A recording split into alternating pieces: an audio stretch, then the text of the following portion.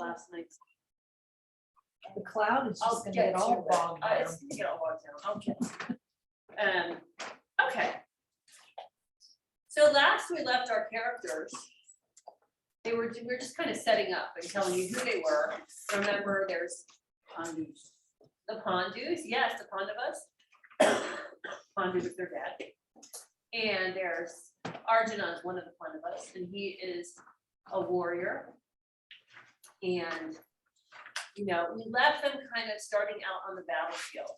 And he has Krishna as his advisor. Everyone, is it ringing a bell to everyone? I don't need to go over things any more than that. Okay. So we kind of did the setup and then we just left off. So we're gonna have to go back to chapter 1. And if you have the book,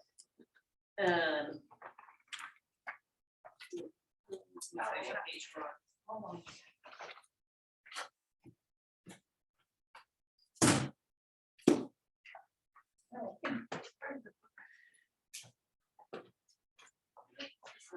Okay, all right. And I do. There's one out there on the shelf. So basically, remember, this is a story about inner conflict. We're using a war as the analogy.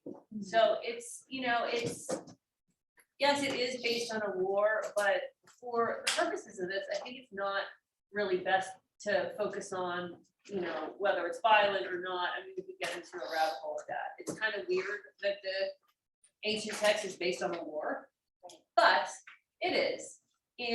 But it's extreme. And when we're having conflict in our life, it's extreme, So we left Krishna and Arjuna, and remember there was this narrator, Sanjaya, who was telling the blind king, Dhritarashtra, all about what was going on. And he was saying, basically, I see Krishna talking to Arjuna on the battlefield, and that's where we left off. So we're on page 28, although some versions of this book are a little different. So open to page 28. But it's really, we're in the first, we're in the first chapter. Okay, well, no, you don't have to. I'm just trying not to catch Kate's cold.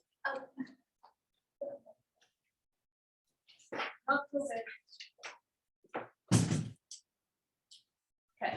Page 28. And it's verse 28, actually, that I want you to look at.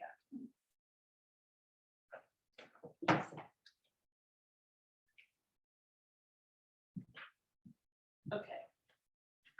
So possessed by a pitiful mood, feeling very sad, Arjuna said these words. I see these kinsmen present here with the intent to fight. So he's looking and he sees all these family members, people that he grew up with.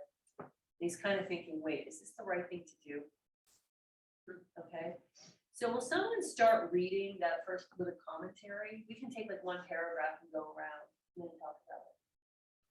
Right? Mm-hmm. When Arjuna inspects the opposing army, he sees that among its leaders are his teachers, cousins, fathers-in-law, and other close relatives and friends. He suddenly becomes affected by his attachment to his relatives, sinks into a self-created pool of sorrow, and forgets his purpose. Attachment is the greatest source of misery. The strands of attachment bind the sadhaka and weaken his determination, will, and inner strength. He forgets the ultimate goal of life and becomes a victim of mundane and transitory relationships. That's power. I mean, yes. All paths. Do you want to read the next one, Susanna? Sure. In such situations, aspirants may begin to argue with their teachers. Such an exchange can be helpful on the path of sadhana, for it becomes a process of learning if it occurs between a sincere student and a wise preceptor. The dialogue helps one to confront and analyze his weaknesses. Sri Krishna, a perfect yogi, is aware of Arjuna's inner turmoil and allows him to express himself. Okay. When one experiences the grief and sorrow that arises from attachment, he does not remain wise, and the unwise cannot discriminate right from wrong. Because of his involvement and attachment, Arjuna becomes confused and loses his objectivity. Thus, he cannot reach impartial conclusions and act justly. One who is enveloped in attachment is incapable of knowing or deciding things correctly. One who is attached to the mundane life argues irrationally and is unable to understand the consequences of his actions. Okay, so here we are. Arjuna is a warrior, so his dharma is to fight. That's kind of the premise of this. There is this conflict and he's supposed to fight. And this is where I kind of take a detour to the healer's journey. And you have that in your, if you're online, you have that as a attachment under resources. And I wanted to look at this. Now, this hero's journey was developed by Joseph Campbell. And he was fascinating. He looked at myths from all different traditions and found universal themes. And the hero's journey is probably his most famous universal theme. And he talked with George Lucas, like George Lucas, Star Wars is patterned after this hero's journey. So there's a lot of stories. And what I have found is when you look at the stories of your own life and where you're in conflict, they do many times follow this pattern. So I wanted to look at this hero's journey. Now, if you look at it, there's this little man and he's going around the circle, making the journey. And you see that this circle is split in half. So the top part happens in the conscious realm. And some of the other stuff on the bottom is sort of unconscious, or it happens in an otherworldly type of way. So when we look at the Bhagavad Gita, this definitely, and when Joseph Campbell made this, he referenced that the Bhagavad Gita followed this pattern.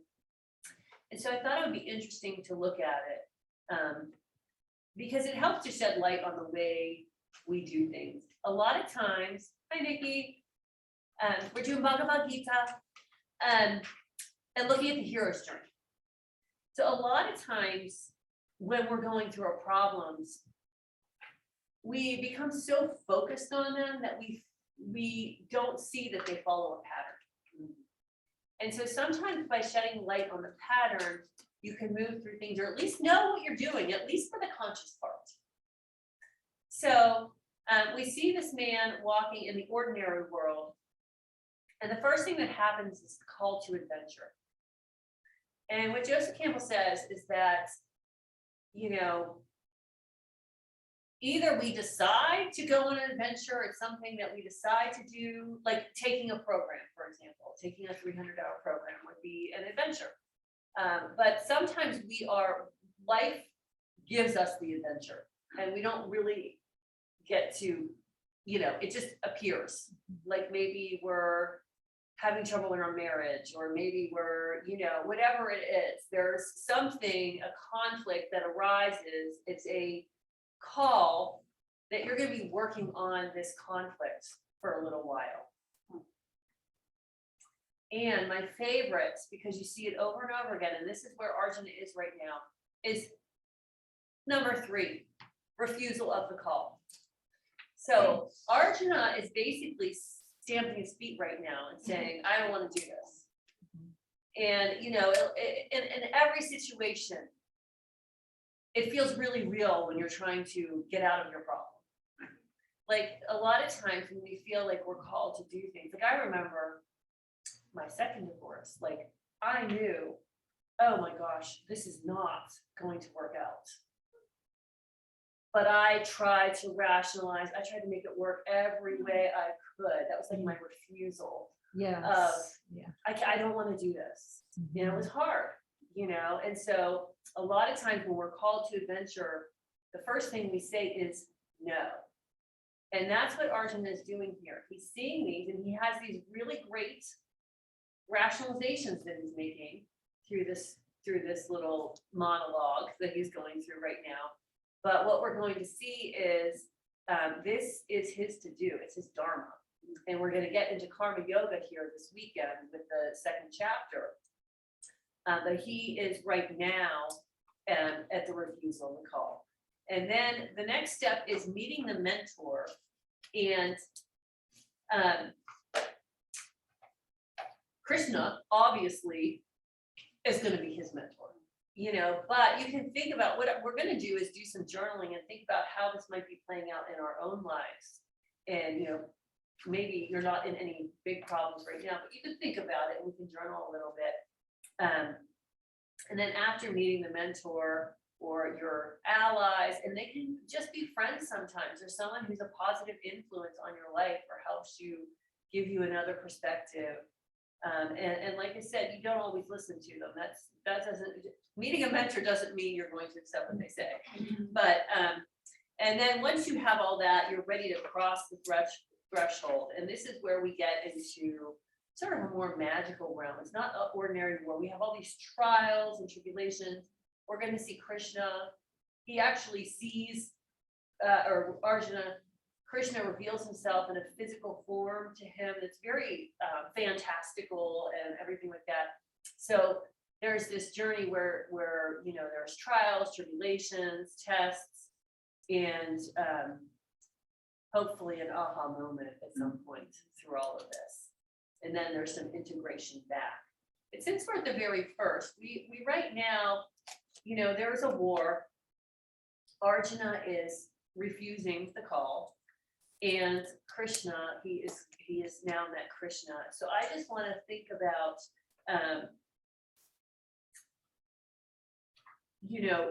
how that works out in our life. So here, what I had written here is moving from our normal into the unknown is the call to adventure. And initiation, like I said, happens in different ways. We're either choosing it or it's just happening in our life. Refusal of the call. We do refuse, but in the end, no matter how you try to rationalize or work things out, it becomes too painful not to go on the adventure. And then we'll look at who our helpers are. So first, if you have your notebook handy, we're just going to think about this in our own life.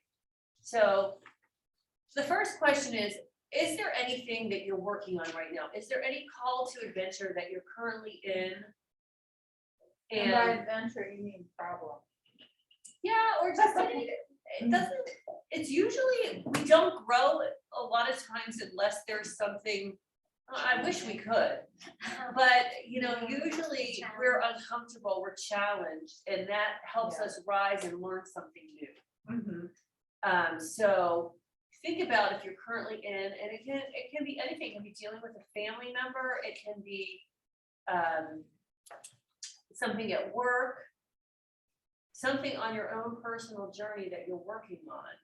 So just think about that and maybe write a paragraph or so about what is the current situation that you feel might be your next adventure, or might be the adventure that you're in right now. Okay, let's just take a couple minutes. And so you want us to go through all these steps? No, just write the call to adventure. What right is now. it? Yeah. Kate, Yes. I came in a little bit late, so I heard you talk about steps. I heard step 3, refusal of the call. Step 4, meeting the mentor. Can you just tell me concisely step 1 and 2? Yes. 1 and 2 is the ordinary world, like your day, you're just happily going on your way. And then number 2 is the adventure begins. You call. Thank you. Begins. Thank you. Okay. So now we're just thinking about what might be these calls to adventure. And you can have more than one going on at a time, but usually there's one that you're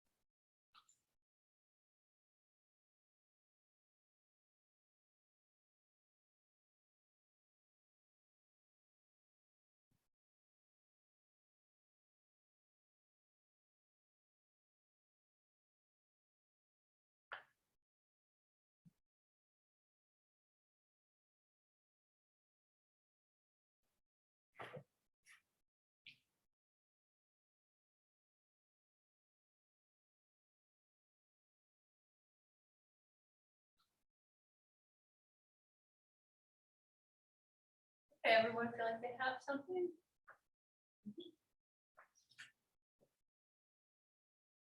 All right. So the next thing is the refusal of the call. So where are you resistant? How does it show up? Some of us like avoid, some of us, try to micromanage a little bit. Try to fix things or just make things work. A lot of us, I think, especially as a woman, I feel like sometimes I try to make something work that's not Mm. workable. It's like the image that used to come to me was, and still does, is trying to push a square peg in a round hole. Yeah. That's the image that would come to mind. Like, Yeah. there's that, there it is again. Yeah. Yeah. Yeah, I don't know exactly. I'm sure in retrospect, I'll look back on this time and I will very clearly see this. But right now, it's just that space of what next, because not so much with my career, but with, my kids not living with me, and what do I do? Who am I? Kind of thing. You're very typical Yeah. things that people think about. And I decided to do something, and I decided just take the plunge, and this is what I was going to tell you, rent a place on the beach for 2 weeks this summer. A real dinky little thing that I'm excited about on one hand, but I knew part of the reason I needed to do it was to see what bubbled up when I did it. And it's really interesting, the crap that's coming up about doing this solo trip. Just, I could go on and on, but that's my thing right now, is just who am I? What am I doing? So you might actually be on your adventure already. Yes. And there might have been things before, like sometimes, especially when kids go, there's like sometimes they come back, or sometimes it's like they. Yeah, that's gonna happen. And sometimes they, you're trying to figure out, well, if I just call them every day, or if I just, there's some. Yeah, the balance between giving them space, but wanting them to know I'm here, and it's just an interesting feeling. Yeah. Yeah. Yeah. Yeah, so I know I can't identify all of these things, but I know I've been through this process before. Yeah. But If you just look at the first couple, that might be where to just start here, because the other ones are harder to think. So it's any kind of like, as you're going through this new journey, is there any resistance to it? Is there that's your refusal? That's sometimes your refusal, or what comes up, like Anger, frustration, Yeah. stomping my feet. or for me, rationalization of why not to do certain Yes. things, like, and it usually comes back to money. And that's my thing, well, because of whatever, but I know I'm bullshitting myself in a way. It's like, so anyway, Yeah, well, you're gonna see Arjuna's arguments are very, very yeah, like persuasive. Yeah, yeah. yes. So Is that's that the pattern you're talking about? Because she said it without, that it was her thing. yeah. So is that karma, Well, the thing from past actions? sometimes sometimes springs up. Like, we're gonna look at karma a lot later, but karma is like, karma happens, or it comes into fruition. It's like a plant when the conditions are right. So you may have a karma and it doesn't sprout up for years and years. But then all of a sudden, everything's ready for that karma and then it comes up again. Yeah. So maybe if, like, say you had a very authoritative parent or something like that, and you were struggling with that kind of relationship, you might have worked it out with your parent enough, or that part is over, but then, and you might get a rest from it for a little while, but you'll find yourself in a situation, maybe at work, where you have an authoritative person that you report to, or, you know, maybe a friend relationship where that person is, you know, so that's kind of how karma, because it's coming up for you to work it out. Yeah. And like, once you find, and I know we've talked about karmic blinders, you know, how you just end up in a situation because of karma. You know, once you're in it, it's like, really, you're in it. You know, there's not like, I mean, if you think about your kids going off, you know, that's what's happening. Yeah. There's no stopping. it. No, It's there's happening. no rewinding. Rewind button. Yeah. So, and then just the last thing we're gonna look at right now is, who are your helpers? Like Mr. Rogers, who are your helpers? And think about that. So write that down. Yeah, write that down.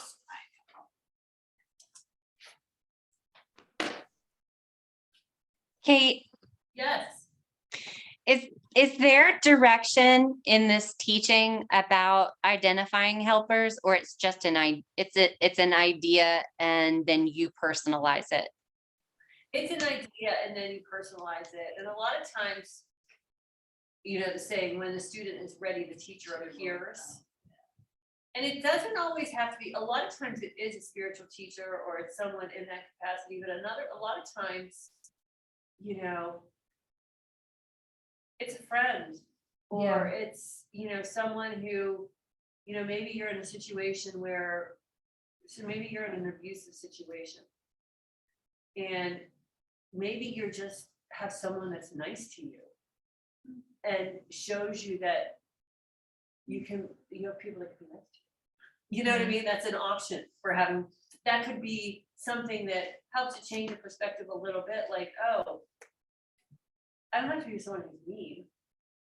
You know, I could, you know, and that's just a kind of a crazy example, but, you know, they don't have to be an official teacher. But as we go through our spiritual journey, many times they are. They're someone who is, you know, a person that's a little farther down the path than you are, and they've experienced some of the things that, and they can guide you. And it's, you know, I know, you know, many times I felt like, you know, Rolf was really a good guide for me in a lot of situations. But he was very hands-off too. You know, he would be like, he would listen, maybe he would ask a couple questions, but that was it. He wouldn't tell me what to do because he also knew I wouldn't do it. You know, so, you know, he was very careful not to actually say anything, but his questions that he asked were really helpful, because I remember one time I had to let someone go here. I hate conflict. That was like not easy. And this was a long time friend, and it was one of my teachers. And he asked me a lot, he's like, why do you want this person there? They're really giving you a hard time, and they have for a long time. You know, and so his questions help me see things in a different light. So any of these mentors are just going to be someone who offers you a new perspective. And honestly, everyone is our teacher. That's what people do.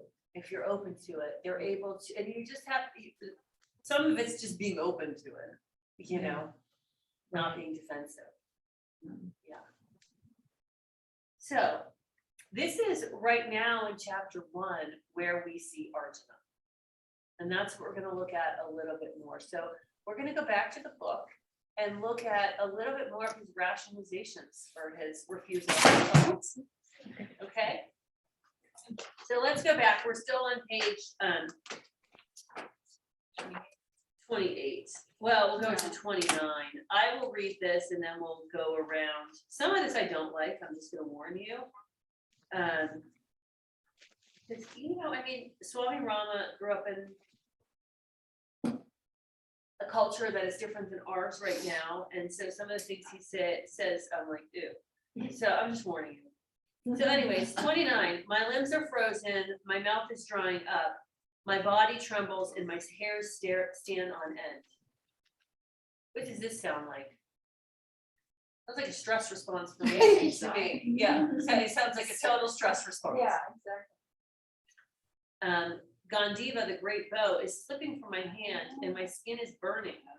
Nor can I stand up. My mind is, as it were, whirling. So he's in a totally overwhelmed position.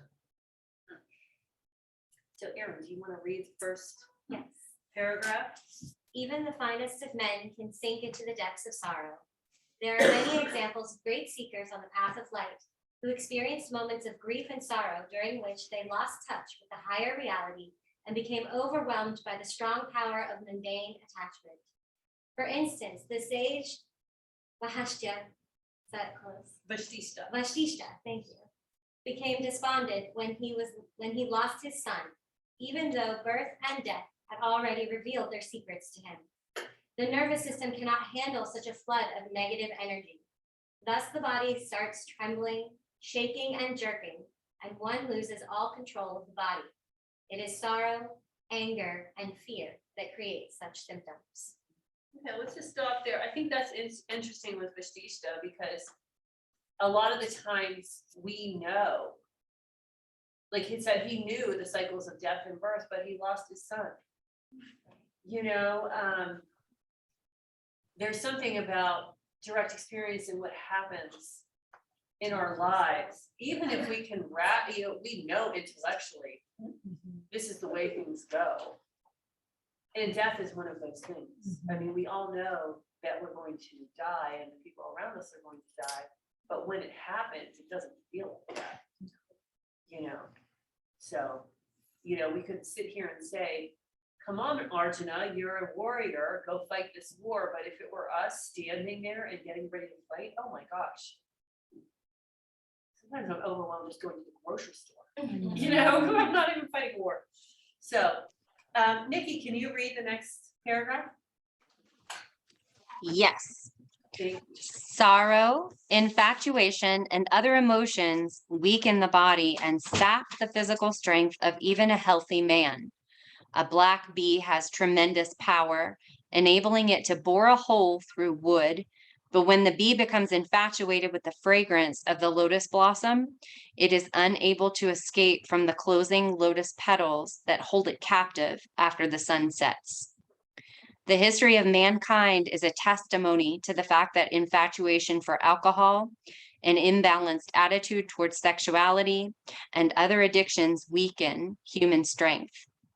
The sorrow that comes as a result of being addicted to objects of the world has power to change the tissues of the body and can turn a trim and taut figure into a flabby one. Okay, so that's one of the things I don't like. Yeah. Sounds like something from Shape magazine. It sounds like something from an old man. Yeah, like who would say that? Yeah. So, but it's very interesting that we're reading this right now because we're going to talk about the second chakra tomorrow, and these are a lot of the themes of a second chakra, and we're going to talk about it. It's kind of staying within yourself, and you can think about the times in your life where you've gone a little bit overboard, and when what I mean, you've lost it a little bit, for lack of a better way of saying it. You just got derailed or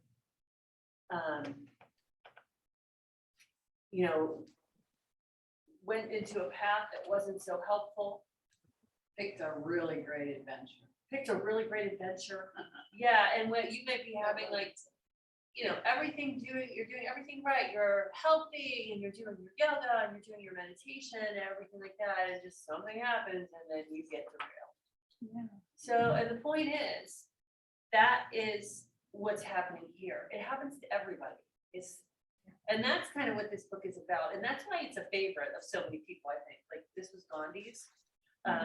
#1 book. It was George Harrison. I mean, many famous people really use this book to help them understand. And I think, I mean, it's human nature. And we don't get out of it.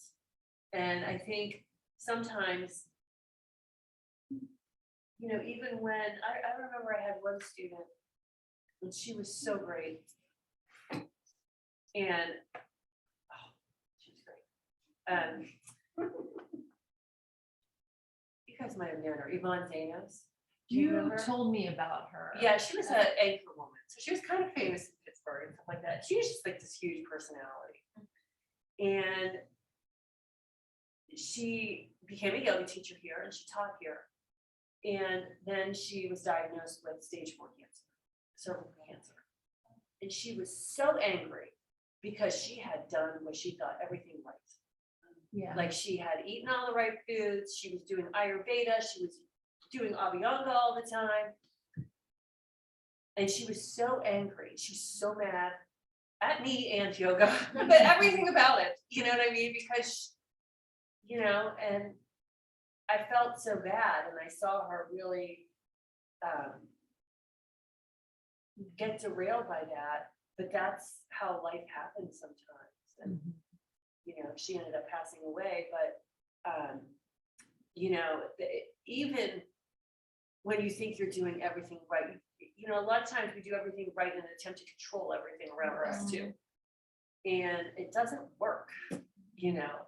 So that's kind of what we're saying here is that, you know, you try, it's not bad to stay healthy and do what you can, but it's not to escape death or to escape sickness or whatever, because they're part of life. And this is but our physical body, which I guess I'm thinking I have to be willing to lose. So in the sorrow of sins, right? Or being addicted to objects of the world, does it not make sense that the mind can overcome the body if it's sorrowful and waste its own tissues into that flabby state? Into that flabby state. Yeah, I mean, or just even, you know, everything we do, I mean, it's so interconnected, the body and the mind. So sometimes, do you ever see Super Size Me? Oh, yeah. It's a documentary about, it's on Netflix, I think it was, about this guy who decides to eat McDonald's for every meal for 30 days. And it's amazing because, yes, his body started really going downhill, but his mind, he was so depressed, and you saw him because it was a documentary. So you saw his energy and her, I mean, he was an upbeat person and he was just, he was a mess. Yeah, he was. You know, and like I said, I mean, we say that we don't want to be judgmental, but you could see the change. And so you can probably notice with yourself too, you know, when things start to slide a little bit. And remember, this is because he's in a huge adventure. He's a huge, you know, he's got a huge conflict going on. And sometimes, you know, we then become attached in efforts to self-soothe or, you know, whatever. But, you know, you can see he's losing it a little bit. And so we're not going to read all of this, but it's interesting, and you could when you, you know, have time. He talks about the endocrine system and how it reacts to stressful situations, basically stress response, because that's what he's in. Okay. Yeah. And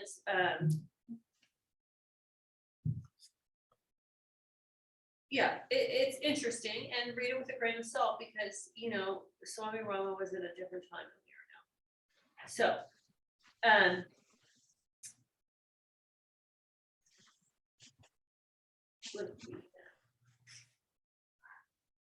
here's some of the other rationalizations. I'll just read a couple of them. You know, I'm starting with like 35. I do not wish to kill them, even if they are killing me, not even for the sake of the kingdom or the 3 worlds. How then could I do so merely for the sake of this earth? So he's saying this is such a petty fight, and it has to do with the earth, and this isn't the only dimension, and this isn't the only reality, things are bigger than this, why should I even do this? It doesn't even matter, basically. Where is that? Where are you reading that from, Kate, please? On page 32, verse 35. So I Thank you. skipped around a little bit. And then moving to 36. What pleasure can we derive by killing the sons of Dhritarashtra, O faultless one? Only sin can accrue to us by killing these felons. So it could be wrong to kill another person. He's also, you know, thinking that his dharma might be incorrect or wrong or not morally correct.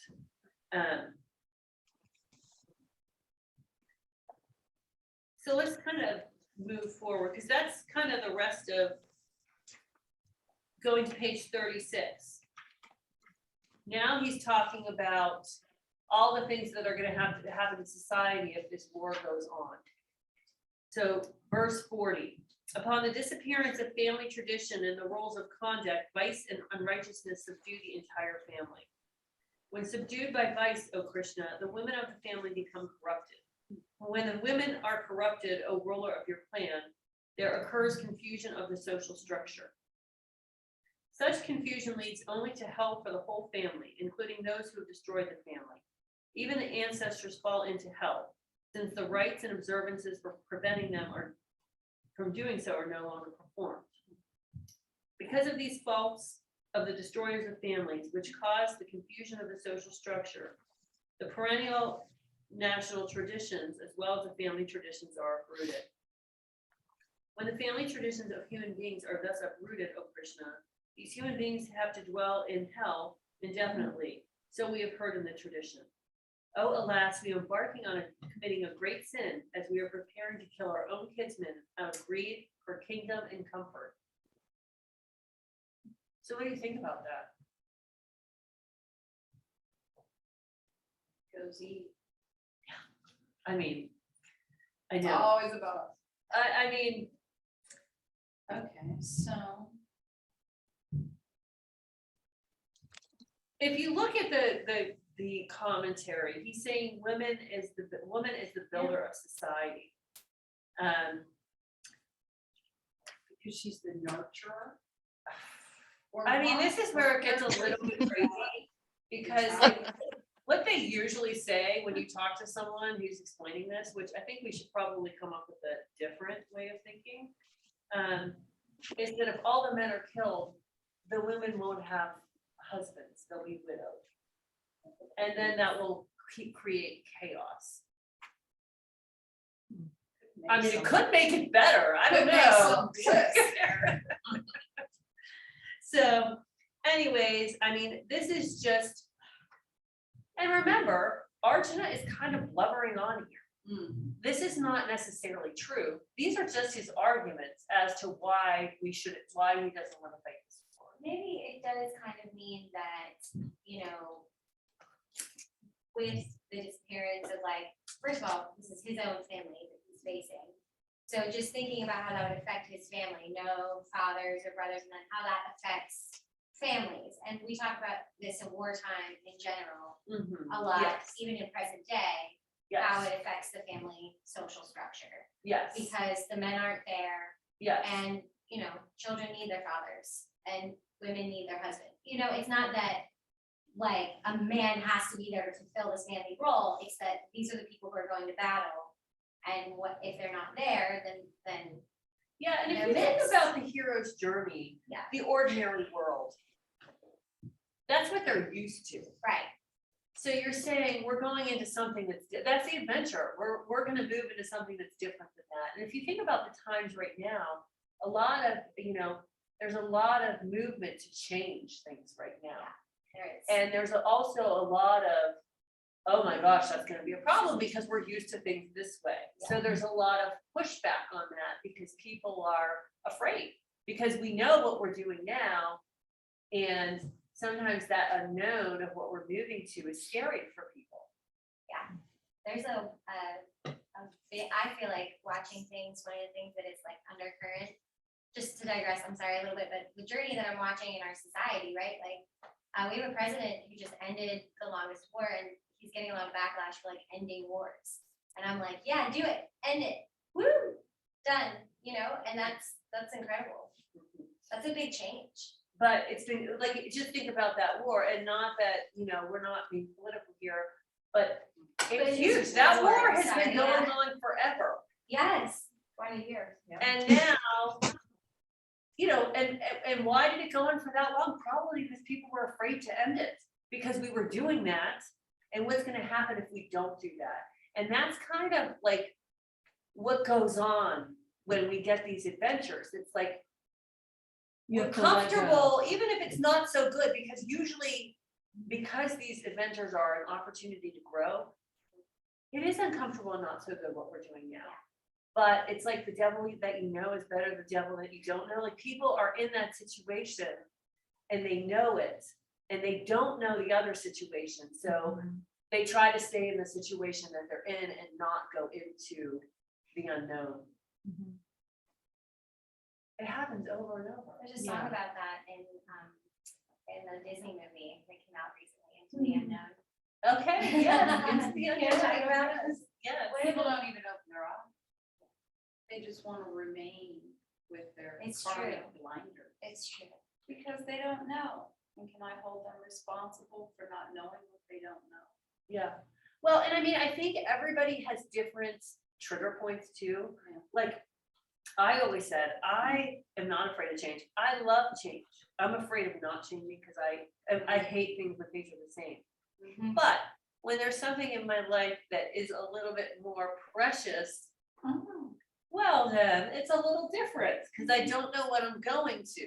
You know what I mean? Yeah. So you can have compassion because it is, you know, when you see it happening to yourself, it's scary. It doesn't mean don't do it. It means it can be uncomfortable and scary. I remember when it, Fear is an impetus for change. yeah. And, you know, I remember Punji saying one time, the reason why most people change is because they really just become sick of not changing. You know, like, it's too uncomfortable. It's like that quote, when the risk to stay in the bud was, you know, bigger than to open. I am just paraphrasing. It's much lovelier than that. So, yeah. So what do you think? Are you kind of getting the idea of where he is here? Feeling like a lotus flower. Yes. Yes. Erica, any thoughts? Because we haven't heard from you.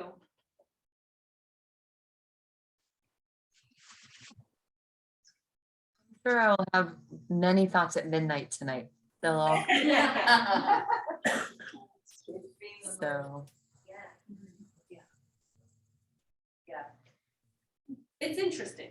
It's interesting. So, I mean, this is just like, and I prefer to read the Bhagavad Gita this way, it kind of trying to figure out what it might mean for us or when we're in the same kinds of situations, because that's what it's meant to do. It's meant to teach, you know? So. It's interesting that Gandhi thought it was his favorite book. Awesome. Yeah, yeah. What was the comment? Oh, I'm sorry, I have a mask on. It's interesting that Gandhi, it was Gandhi's favorite book, Kate said a little while ago. Yeah, his And- Bible, yeah. I Bhagavad, find that. not this interpretation. Not this interpretation, just the Yeah. Bhagavad Gita. No, right. He and Panaji were close. Were they? No, Swami Rama did know him, but yeah. Yeah. There's some stories about it. My parents had a Ben Shahn sketched drawing that was about 6 foot by 5 in this elaborate blonde wood frame that's been sold. And it was Gandhi. And what I wouldn't do to have that Interesting. back. Yeah. Knowing what, it's the most, like, good love. Yeah. Yes, In a meditation. nice, nice. Sorry. So let's keep going here. So, moving on to 46. You can read these commentaries and they are useful. We will, read some of them, but I'm just trying to set us up for tomorrow to do chapter 2. So if 46, if the sons of Dhritarashtra with weapons in hands kill me in the battle while I am unarmed and unavenging, that will be more avenging to me. And then in 47, we have Sanjaya said, so we go back to this narrator. Having spoken thus in the middle of the battle, Arjuna sat down on the seat of the chariot, putting away the bow together with his arrows, his mind agitated with grief. So we're getting a reminder of where we are here. He's on the battlefield, and after this long monologue, he's just sat down, despondent. So let's read a little bit of this commentary here to get us through the chapter. So Erica, do you mind reading? I can do that. With the one paragraph? Okay. Yes. All right. The teachings of the Bhagavad Gita are imparted by Sri Krishna in response to the confusion and despondency of Arjuna. As we have seen, what's that? Sorry, I thought I heard somebody speak. Sorry. As we have seen, there are many factors that cause Arjuna's despair. One, he is about to become involved in a heinous war that could destroy the best of men from both camps. 2, the war is between 2 groups of the same family. 3, Arjuna is fighting against his teachers and elders. 4, he is fighting a fierce battle to regain his and his brother's rights in the mundane world. And 5, Arjuna is afraid of the destruction of the prevailing order of society and its noble traditions. At the crucial moment when the battle is beginning, these thoughts create a serious dilemma in Arjuna's mind. He is so confused that he cannot discriminate and judge what is right and wrong, what is lawful and unlawful. Thank you. Excuse me, Lynette, can you keep going? Arjuna's mind is so affected that he completely forgets who he is and what his duties are. Confused and dejected, he sinks into grief and casts his bow and arrow aside. Thus, the first chapter has been called Vishada Yoga, the yoga of dejection or sorrow. The word yoga comes from the Sanskrit root yuj, meaning to unite or to join. Here, the word yoga has been used in a negative way because Arjuna joins with grief and sorrow rather than with the divine. Patanjali, the codifer of yoga science, described 2 kinds of knowledge, right knowledge and wrong knowledge. Right knowledge leads one to positive thinking and experience, whereas wrong knowledge leads one into negativity. Sanjaya's sermon created a negative train of thought in Arjuna's mind. A teacher, counselor, or therapist who is not sincere can misguide and mislead his students. So they just drop that. I know, they just. Like that feels like it just came to present day. Right. Right, here we are. You want me to keep going? Yeah, keep going. It is important to carefully study the literature, following the teachings, and practice the methods of a system for self-transformation. If the methods of sadhana are not well organized, systematized, and methodical, one's mental state can become disturbed. One can then sink into the pool of sorrow instead of reaching the garden of perennial joy. Fortunate are those who are determined to follow the path of self-realization with sincerity, determination, and a one-pointed mind under the guidance of a preceptor who is selfless, loving, and has already attained self-realization. Okay, Anna, do you mind reading the rest? No, not at all. The science of yoga is a scientific and practical exploration of the inner life. It's extremely helpful in self-analysis, self-control, and self-transformation. How can one say that it is not suitable and applicable to modern man? Many are prejudiced against the use of yoga psychology because they have only a superficial knowledge of mental life. Their understanding of the human being is fragmented. They have no insight into higher dimensions of consciousness. It is amazing to note that many contemporary Eastern psychologists have been following in the footsteps of other modern psychologists. That is like forgetting reality and chasing a mirage. Although the system developed by yoga science is thorough and complete, many modern scientists are repelled by the word yoga for no good reason.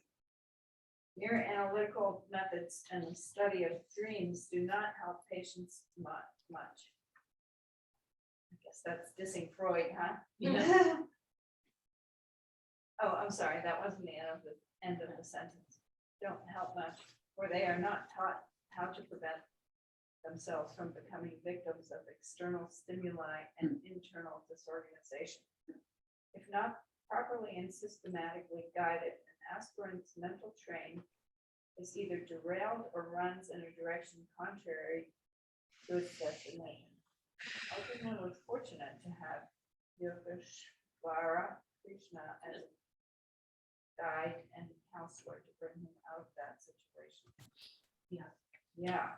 So back in the time when yoga was coming to the West, not originally, but in the 60s, a lot of people, and Swami Rama encouraged a lot of people to get their psychology degrees. And, you know, that's why Rolf got his, and there were other people that got their degrees. And so there's, you know, the sort of this, he does talk a lot about psychology in the West as compared to psychology in the East. And that's just part of his, and shoot, what's the book called? I can't remember, but I'll find it for you tomorrow. There is one book where he works with different psychologists, if you're interested in that. And he compares the different two, and he doesn't quite diss the Western way, but he adds a few things. Like there should be some things added, like the spiritual dimension, you know. Yeah, I would agree with that. So what do you all think of this so far? Anything pop out to you? Do they make a movie? I think there probably is. There was a series on TV of the whole Mahabharata. Like they had like current, like, you know, right now in modern times, they had characters acting it out. But I can't remember what it was on or where it was. I didn't watch it, but it was long. There were many episodes. Yeah. Is this the one that, who's the little Iyengar girl? One of our teachers. Oh, she would teach for Sterling, but she would fill in hair.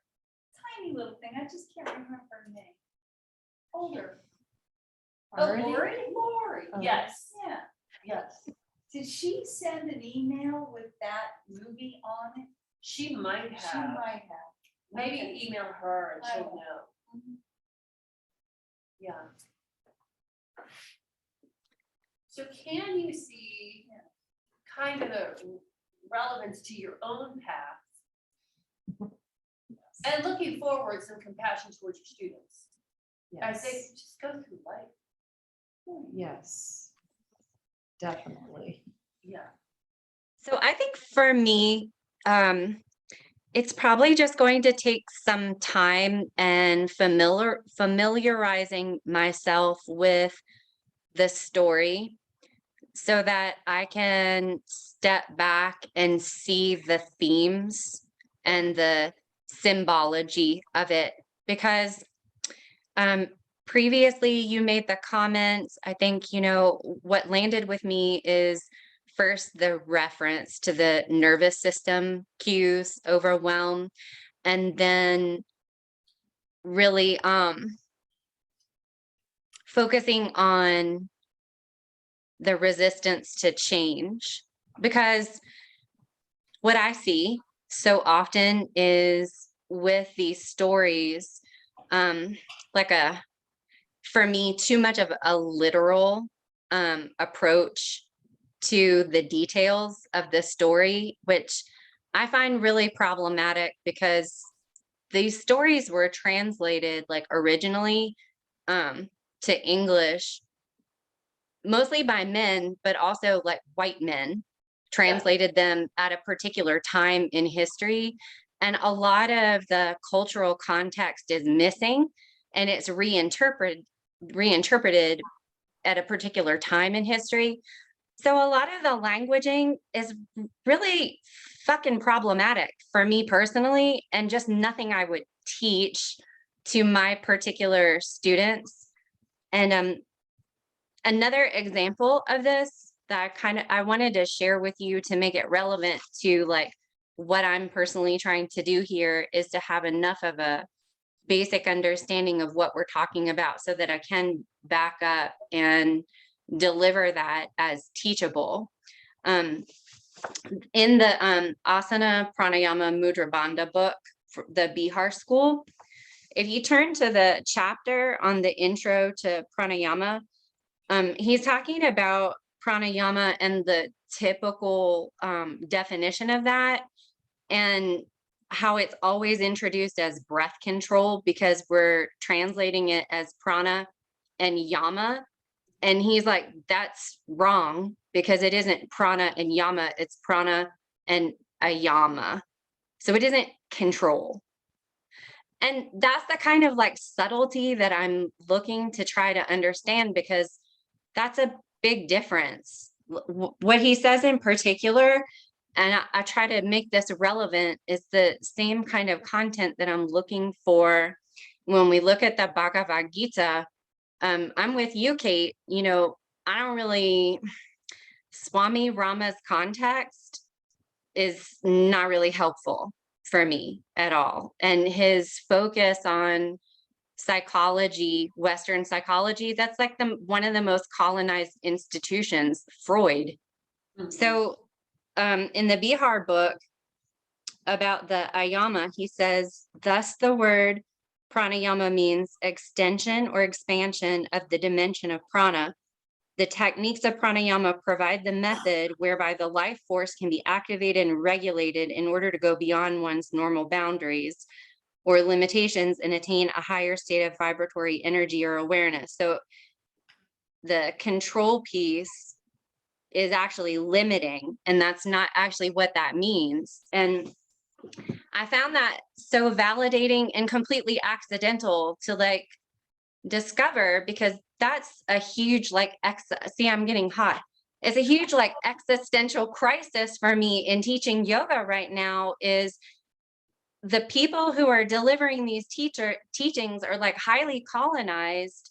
We're missing all this cultural context, and then some of the people who are interested in the trainings can't work with that colonized delivery because it's re-traumatizing to them. And it is essential to me to be able to teach it in a way that's authentic and it's true. But I can't be re-traumatizing my students with it, right? So like our conversation of what does karma mean and our approach to this is really important. So I just think for me, it is going to take some time and familiarizing myself with this story enough to pick up on that context, enough to pick up on those subtleties, and to have enough understanding of it to challenge pieces of it. And just in the same way that we're like interpreting pranayama, that never sat well with me. And now I know why, because that doesn't make, I don't know why you would want to control your breath. Do you know what I mean? Okay, that's all. Yes, no, I understand. And I think, unfortunately, like, I think there are steps to take to get where you want to go. So, I mean, and one of them is learning Sanskrit, because the Yes. you know, and you understand how a word's put together. You know what I mean? Like where you can see a vowel and you know it's ayama instead of yama. And it takes a while. And I think that's why, you know, when I teach this, I try to find, you know, I'll read a little bit of it just so we know where we are on the story, but I'm trying to find and relate to other things like the hero's journey, because, you know, I want to glean what's important more figuratively from it. And what it might mean in our own lives, if we could see something, and for our students, I mean, but it is interesting, and I've seen that happen more than once with Sanskrit words, where the translation is just, it's someone's translation. And I know like Panaji has also, I mean, he is a Sanskrit scholar. So some of his I feel a little bit more comfortable with, actually. Like even in the Yoga Sutra, he talks about, you know, when they're doing in the first chapter, the 4 attitudes to cultivate, he talks about there's one that's indifference to the wicked or whatever. And he's like, indifference is not the right word. If you look at upeksha, like he'll say that, you can read that in the commentary. That's not the right translation of that word, you know? And so it'd be quite painstaking to do it through the whole Bhagavad Gita, but maybe a plan would be to get the gist of the story and then move in that direction, because then it will become apparent to you. And yeah, I think that it's tough. I mean, it is tough to figure out, you know, what these translations actually are. We are at the mercy of what we're reading here. I really appreciate, Yeah.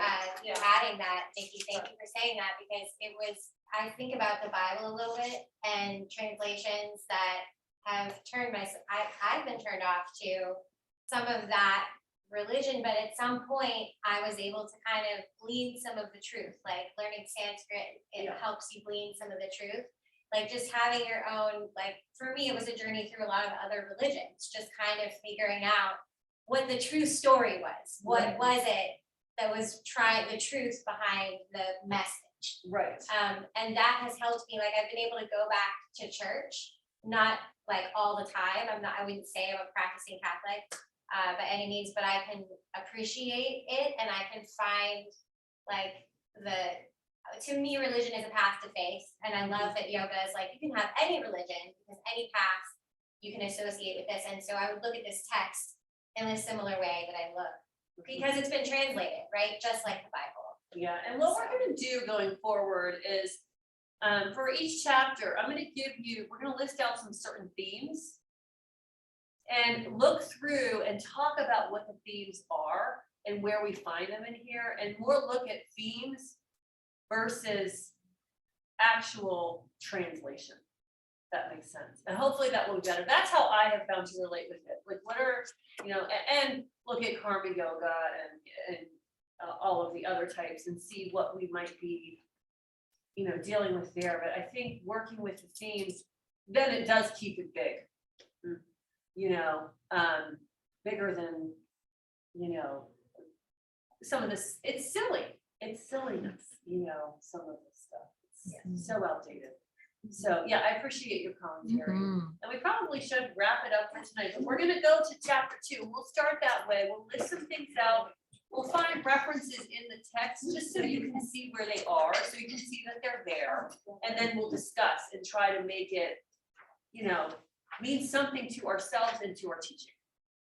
Okay? Thank you. All right. Well, thanks everyone, and get some rest before tomorrow. Susan will be doing the